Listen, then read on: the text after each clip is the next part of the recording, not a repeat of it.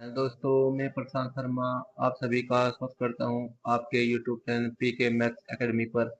कैसे हैं आप सभी लोग? उम्मीद करता हूं सब अच्छे होंगे, स्वस्थ होंगे, लाजवाब होंगे, बेहतरीन होंगे। आज हमने कराए हैं फिर से आपके लिए ये यूपी कॉन्स्टेबल का एक शानदार और बेहतरीन सा प्रैक्टिस सेट।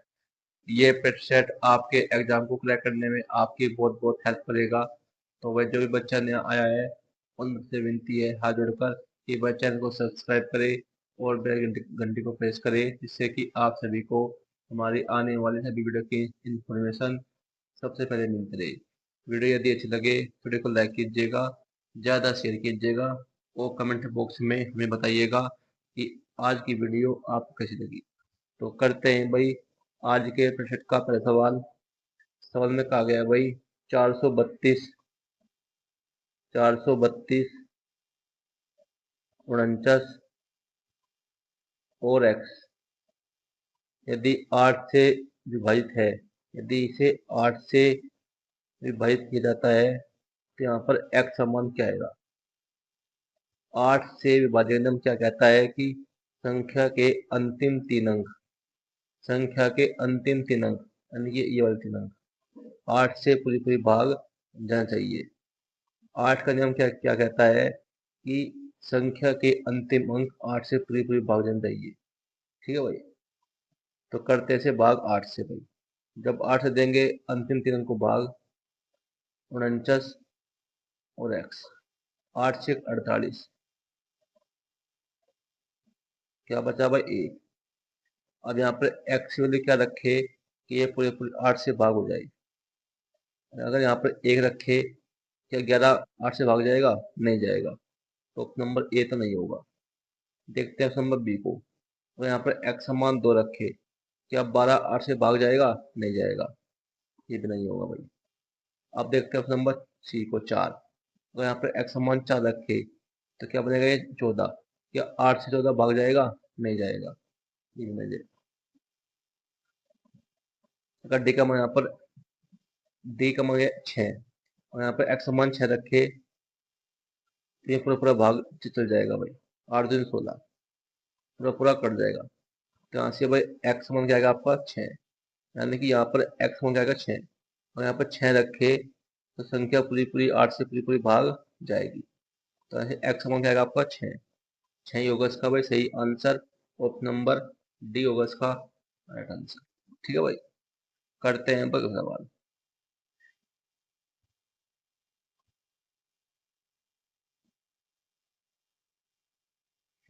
सवाल में कहा गया भाई 432 34 एक्स वाई, 432 34 एक्स वाई यदि 40 से विभाजित है तो x का मान क्या होगा?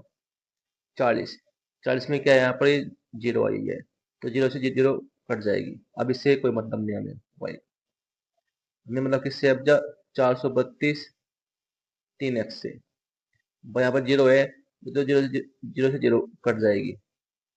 अब 4 का नियम क्या कहता है कि संख्या के अंतिम 432 34 है भाई, 34 432 34 एक्स बचा भाई। अब 4 का नियम क्या कहता है कि संख्या के अंतिम दो अंक यानी कि 4x, 4 से पूरी पूरी भाग जाना चाहिए। अब यहाँ पर x समान क्या आएगा? ये पूछा है भाई। बजे जीरो कर गई तब 4। अब 4 का नियम क्या कहता है कि संख्या के अंतिम दो अंक 4 से पूरी पूरी भाग जाना चाहिए, ये 4x।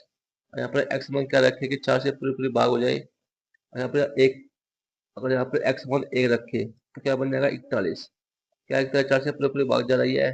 नहीं जा रही है भाई, ऑप्शन नंबर ए तो नहीं होगा। अब देखते हैं ऑप्शन नंबर बी को। अगर यहाँ पर x समान 2 रखते हैं, क्या 42 4 से पूरा पूरा भाग जा रहा है? नहीं जा रहा है, ये भी नहीं होगा। देखते हैं भाई ऑप्शन नंबर सी को। अगर यहाँ पर x समान 4 रखे तो क्या 44 भाग जा रहा है 4 से? हाँ भाग जा रहा है, तो इसका ऑप्शन नंबर सी होगा इसका राइट आंसर है। ठीक है, यानी कि यहाँ पर x समान क्या आएगा आपका 4, 4 होगा इसका भाई सही आंसर। ऑप्शन नंबर सी होगा इसका राइट आंसर। अगर यहाँ पर हम x समान 4 रखें तो ये क्या बन जाएगा आपका 44। तो 44 4 से पूरे पूरी भाग जा रहा है, तो यहाँ पर x बन जाएगा आपका 4। 4 रखने पर ये 4 से पूरी पूरी भाग जाएगी संख्या।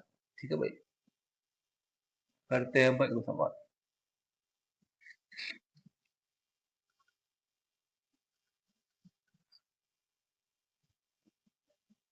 सवाल में कहा गया है भाई, एक पुस्तक विक्रेता ने बेची गई पुस्तकों पर 15% की छूट दी। सुनील ने 1500 रुपए की पुस्तकें खरीदी। पुस्तक विक्रेता को कितनी राशि का भुगतान करना पड़ेगा? भाई एक पुस्तक विक्रेता है, उनने बेची गई पुस्तकों पर 15% की क्या दी? छूट। ठीक है भाई, सुनील ने 1500 रुपए की पुस्तकें खरीदी, तो पुस्तक विक्रेता को कितनी राशि का भुगतान करना पड़ेगा?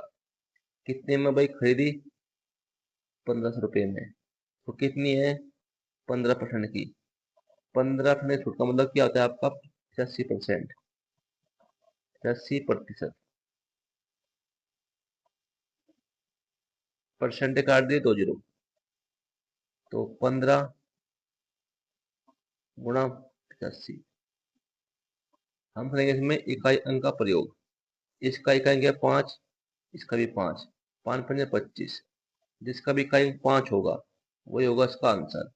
अब देखते हैं ऑप्शन में, जिसका भी इकाई अंक होगा 5 वही होगा आंसर। इसका इकाई क्या? 0, इसका भी 0, इसका भी 0, तो ये तो नहीं होंगे। ना ऑप्शन नंबर ए होगा, ना बी होगा, ना डी होगा। बचा ऑप्शन नंबर सी, इसमें आपका इकाई अंक 5। तो जब इसका आप गुणा करेंगे तो आपका आंसर क्या आएगा? आपका 1275। चाहे आप गुणा गुणा करके भी दे सकते हैं। ठीक है भाई, ऐसे करते हैं वो गुड रहे। ऑप्शन नंबर सी होगा इसका सही आंसर। ठीक है भाई, करते हैं भाई सवाल। करते हैं भाई अगला सवाल। सवाल में कहा गया है भाई, एक दुकानदार ने सभी वस्तुओं पर 20% की छूट दी। राहुल ने 2000 रुपए की वस्तुएं खरीदी। राहुल को दुकानदार को कितनी राशि का भुगतान करना? जो सेम सवाल है, तो राहुल ने कितनी वस्तुएं कितने रुपए में वस्तुएं खरीदी? 2000 रुपए में। छूट कितनी है भाई? 20 में। छूट छूट कितनी दी है भाई? 20 में छूट। 20% छूट का मतलब क्या होता है आपका? 80%। तो 2000 का 80%, 2000 गुना 80%। प्रतिशत काट दे दो जीरो, तो 80 गुना 20, 20 गुना 80, 8 दिन 16, और दो जीरो ही है भाई, 1600 रुपये। तो 1600 रुपये की राशि का भुगतान करना पड़ेगा राहुल को। कितना? 1600 रुपये। ऑप्शन नंबर बी होगा इसका राइट आंसर। ठीक है भाई, करते हैं भाई का सवाल।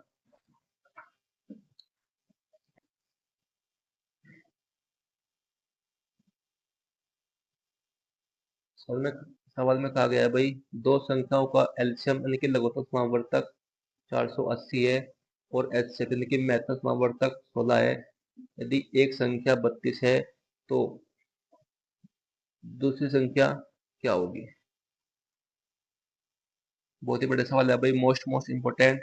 हमने आपको बताया हुआ है, जब भी हमें दो संख्याओं का एलसीएम और एचसीएफ दे दे और एक संख्या दे दे, तो क्या पूछे आपसे? दूसरी संख्या। तो इसका एक फॉर्मूला होता है आपका, वो होता है क्या क्या कि पहली संख्या यानी कि ए गुणा दूसरी संख्या यानी कि बी बराबर एचसीएफ गुणा एलसीएम। ये था इसका फॉर्मूला। पहली संख्या हमें क्या दिया सवाल में? 32।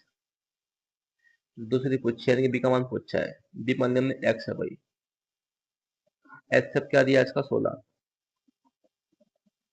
एलसीएम क्या दिया? 480। अब इससे कट्टो भाई, थोड़ा तो नहीं 32, दो तो कट्टो से भाई, दो दो नहीं 4, दो चौक 8, 0। तो यहाँ से एक्स मान क्या आएगा आपका? 240। ये होगी भाई दूसरी संख्या। कितनी? 240। ऑप्शन नंबर बी होगा इसका राइट आंसर। ठीक है भाई, करते हैं भाई दो सवाल।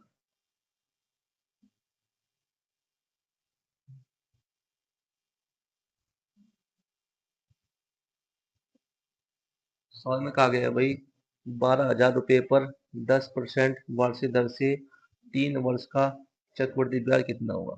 बहुत ही बड़ा सवाल है भाई, ये भी मोस्ट इम्पोर्टेंट। 12,000 रुपये पर 10% वार्षिक दर से 3 वर्ष का चक्रवृद्धि ब्याज। इस सवाल को हम करेंगे आप इस सवाल को हम करेंगे रेशियो के मेथड से। 10% क्या होता है आपका 1/10, लिखो मूलधन यानी कि पी, लिखो भाई मिश्रधन यानी कि ए अमाउंट।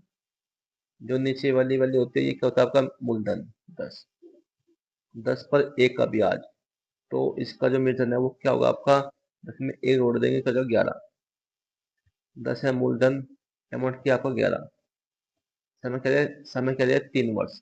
अगर समय 3 वर्ष है तो करेंगे इसका इसका क्यूब, 10 का क्यूब और 11 का क्यूब। अगर होता है समय 2 वर्ष तो क्या करते हैं इसका स्क्वायर। यहाँ समय है 3 वर्ष तो करेंगे क्या इसका क्यूब, 10 का क्यूब 1,000, 11 क्यूब 1331।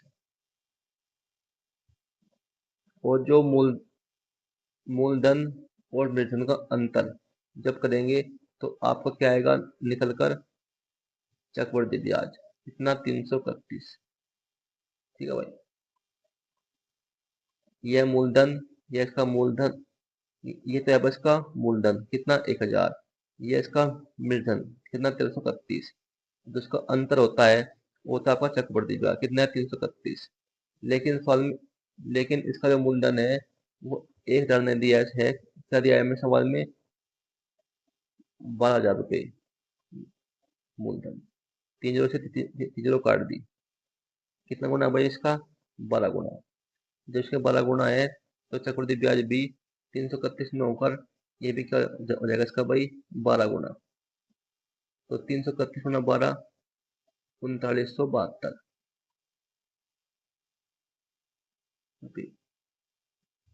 ये होगा उसका भाई सही आंसर। ऑप्शन नंबर बी होगा इसका राइट आंसर। ठीक है भाई, करते हैं भाई अगला सवाल।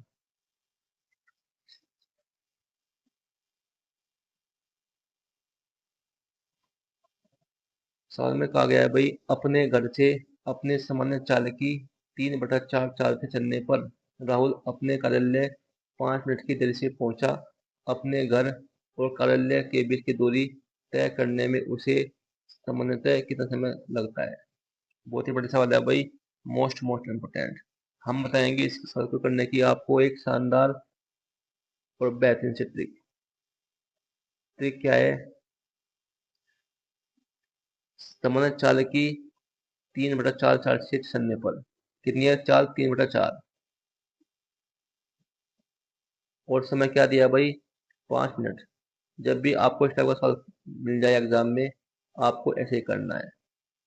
ये इसकी है शानदार बेहतरीन शॉर्ट ट्रिक। जो नीचे जो ऊपर वाली वैल्यू होती है कितनी 3 है, समय 5 है, गुणा कर देंगे क्या आपस में, हमेशा ऐसे ही करना है आपको। तो 5 या 15, तो करेंगे फिर इसका अंतर। अंतर क्या है इसका भाई 1, 1 देंगे इसके बाद। तो 15/1 क्या होगा 15, 15 मिनट। ये होगा भाई सवाल का सही आंसर। ऑप्शन नंबर सी होगा इसका राइट आंसर। कैसे किया भाई, चाल क्या दिया 3/4, समय क्या 5 मिनट। जो ऊपर वाली होती है कितनी 3 है, समय क्या 5 मिनट, कर देंगे इनके आपस में गुणा। तो 5 से 15 होगा। तो फिर करेंगे इसका अंतर, अंतर क्या है 1, 1 से देंगे इसका भाग। तो 15/1 होगा 15 मिनट, 15 मिनट होगा इसका भाई सही आंसर। ठीक है भाई, ऑप्शन नंबर सी होगा इसका सही आंसर। ये है भाई सबको को करने की बेहतरीन से ट्रिक, एक दाना शॉर्ट ट्रिक। ठीक है भाई, ऐसी ही ट्रिक देखने के लिए हमारे चैनल को आज ही सब्सक्राइब करें और बेल की घंटी को प्रेस करें। ठीक है भाई, इसमें आप ही का ही फायदा है, ऐसी ट्रिक मिलती रहेगी आपको नई नई। तो करते हैं भाई वो सवाल।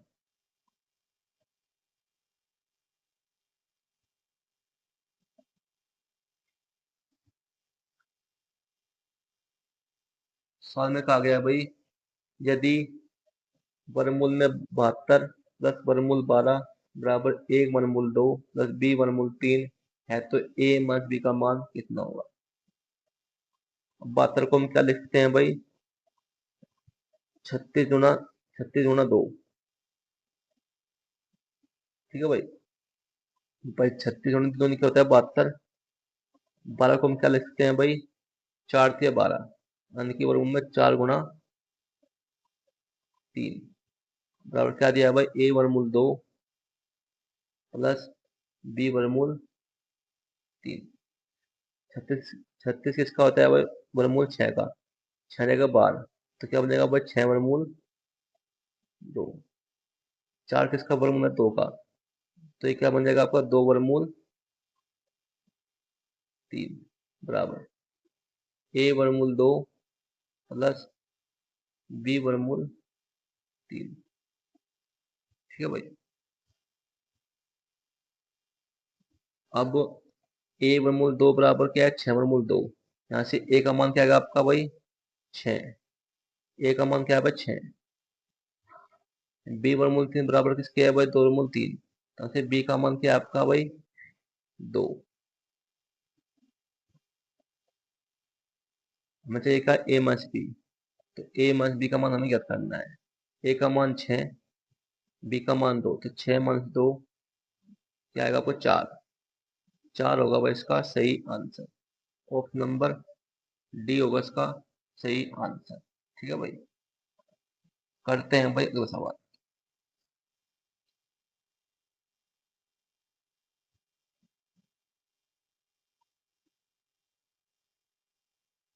सवाल में कहा गया भाई, 2 वर्षों के लिए 22,000 रुपए की एक राशि पर चक्रवृद्धि ब्याज और साधारण ब्याज के बीच का अंतर 220 रुपये है। वार्षिक ब्याज दर क्या होगी। हमने आपको बार बार बताया हुआ है, ये सवाल बहुत ही इंपॉर्टेंट है भाई हर एग्जाम के लिए। हमने आपको बार बार बताया हुआ है, 2 वर्ष के चक्रवृद्धि ब्याज और साधारण ब्याज के बीच का अंतर का एक फॉर्मूला, वो होता है क्या आपका, डी बराबर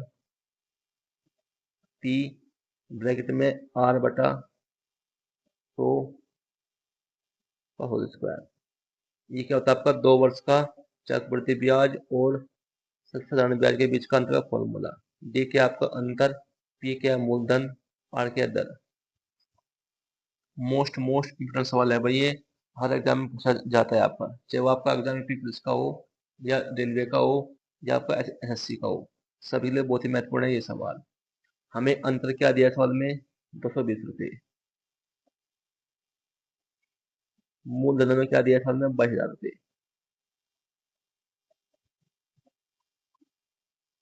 दर हमें ज्ञात करनी है यानी कि गुणा में आर स्क्वायर, और बटे में क्या है भाई, 100 का स्क्वायर यानी कि 100 गुणा में 100। 2 जीरो से 2 जीरो खत्म हो गई, 220 थे, 220 खत्म। तो यहाँ से आर स्क्वायर का, आर स्क्वायर बराबर क्या आएगा आपका, 100। तो किसका होता है भाई, वर्गमूल 10 का, तो आर का मान होगा 10%। तो वार्षिक ब्याज दर क्या होगी आपकी, 10%। यही होगा भाई इसका सही आंसर। ऑप्शन नंबर सी होगा इसका राइट आंसर। बहुत ही बड़ा सवाल था भाई ये, मोस्ट इम्पोर्टेंट, आपके एग्जाम में पूछे जाने की पूरी पूरी संभावना है। तो करते हैं भाई इस टाइप का एक और सवाल।